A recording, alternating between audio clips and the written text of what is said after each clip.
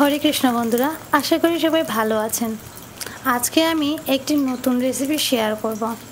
ইসকনের কাশ্মীরি ময়দার সবজি বা ব্রুটেনের সবজি। ভিডিওটি শুরু করার আগে সবার কাছে অনুরোধ, দয়া করে আমার চ্যানেলটিকে সাবস্ক্রাইব করে দিবেন এবং ভিডিওটি ভালো লাগলে লাইক, কমেন্ট, শেয়ার করে জানাবেন। তো আমি 1 কেজি ময়দা নিলাম। এখন ময়দাগুলোকে মেখে নিব। অল্প করে তেল দিয়ে দিব। তেল দিলে কাশ্মীরগুলো সফট হবে। প্রায় 1-2 ঘন্টা জলে ভিজিয়ে রাখতে হবে। 1-2 ঘন্টা পর আমি এগুলোকে ধুয়ে নিব। ভালোভাবে মেখে ধুতে হবে।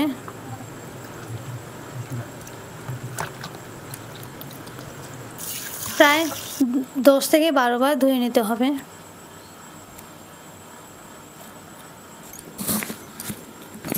যতক্ষণ না পর্যন্ত সাদা জল দেখা যাচ্ছে।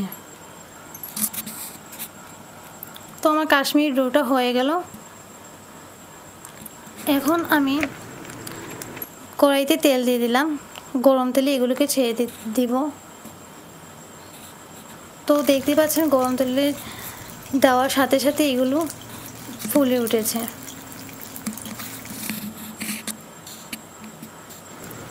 এগুলোকে ভালোভাবে ভেজে নিব। দেখতে প্রায় ফুচকার মতো। এগুলো ভক্তদের অনেক প্রিয় খাবার। কাশ্মীর সবজি বলেন বা ব্রুকনির সবজি বলেন বা ময়দার সবজি বলেন। এখন আমি আলুগুলোকে ফ্রাই করে নেব। গরম তেলে দিয়ে দিচ্ছি কেটে রাখা আলু, দিয়ে দিচ্ছি অল্প করে নুন। তো দেখতে পাচ্ছেন আমার আলুগুলো ভাজা হয়ে গেছে। এখন ফোড়ন দিয়ে দিব। ফোড়নে দিচ্ছি লঙ্কা, শুকনো লঙ্কা, কাঁচা লঙ্কা, দিয়ে দিচ্ছি জিরে, পাঁচফোড়ন, হিং দিয়ে দিলাম। কেটে রাখা টমেটোগুলোকে ছেড়ে দেব। স্বাদ মতো নুন দিয়ে দিব, হলুদ গুঁড়ো দিয়ে দিলাম, জিরে গুঁড়ো দিয়ে দিলাম, লঙ্কা গুঁড়ো দিয়ে দিলাম, সাম্বার মশলা দিয়ে দিলাম, অল্প করে গরম মশলা করে দিয়ে দিলাম। তেলগুলো যখন ছেড়ে দিয়েছে তখন আমি ফ্রাই করা আলুগুলোকে ছেড়ে দিলাম। এখন ভেজে রাখা কাশ্মীরিগুলোকে দিয়ে দিব।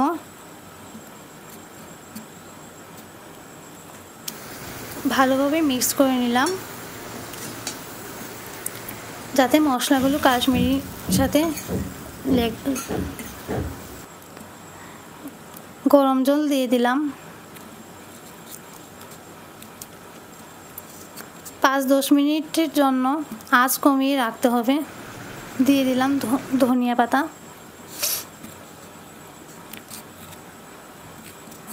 বন্ধুরা, আমার কাশ্মীরি রান্নাটা প্রায় হয়ে গেছে। আপনাদের যদি আমার ভিডিওটি ভালো লেগে থাকে তো লাইক, কমেন্ট করবেন। নতুন নতুন ভিডিও পেতে চাইলে কমেন্ট করে জানাবেন। তো এখন আপনাদেরকে ভোগ দর্শন করাবো। ভোগ দর্শন করুন। মহাপ্রসাদ কি জয়।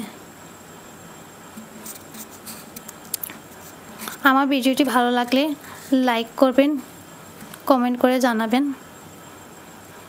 হরে কৃষ্ণ, হরি বল। মহাপ্রসাদ কি জয়।